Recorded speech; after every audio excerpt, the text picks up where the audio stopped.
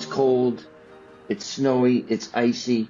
How does that impact your guys out there moving around? I mean, sheets of ice and snow banks and slippery this and loose that. How do you navigate that? So that's the whole thing, and to be honest, every job, like we always talk about on here, is completely different. So there are times where we're at apartment complexes, condo associations.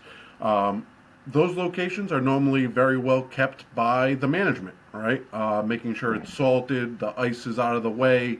Those aren't that bad, but when you get onto the personal side of moving your home, snow, the snow, the ice, rainy during the day, it freezes at night. Next morning, what happens? So for us, we keep a small bucket. I mean, a regular 5-gallon type of bucket with some ice melt in it, just in case.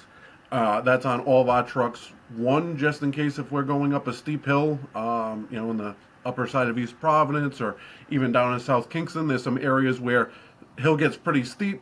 Yes, the trucks are big, they're heavy, but it doesn't mean they're going to have traction, right, all the time.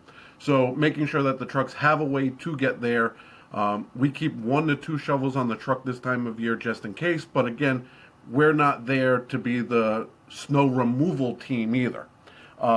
Because you're paying, 2 or 3 guys by the hour to remove snow. You're better off trying to get the neighborhood kid, or again, if you have somebody that you've dealt with for years, try to give them a call, get on the start of their morning list.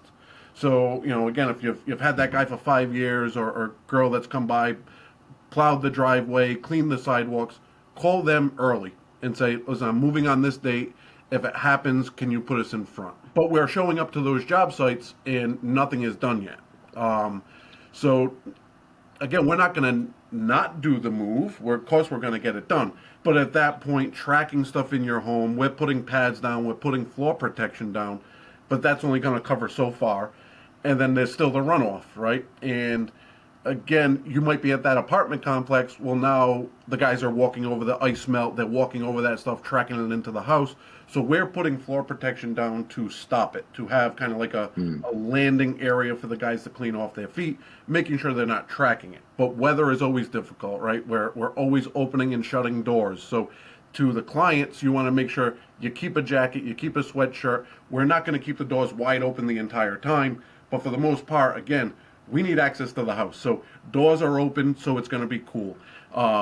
I always say, again, even though we're putting down floor protection, try to keep an extra towel or 2 at hand. So having a towel, having something on hand that we could get rid of some of that as it melts in the house, stop from sliding, stop from damaging the floor, the carpet, things like that. So you want to make sure when you're moving in this type of weather, especially in this extreme cold, the weather, the ice, the ground, all of that is going to adjust on a daily basis. So we can't say, throw down the ice melt the night before. That might not be the best case because now we have to track it all in.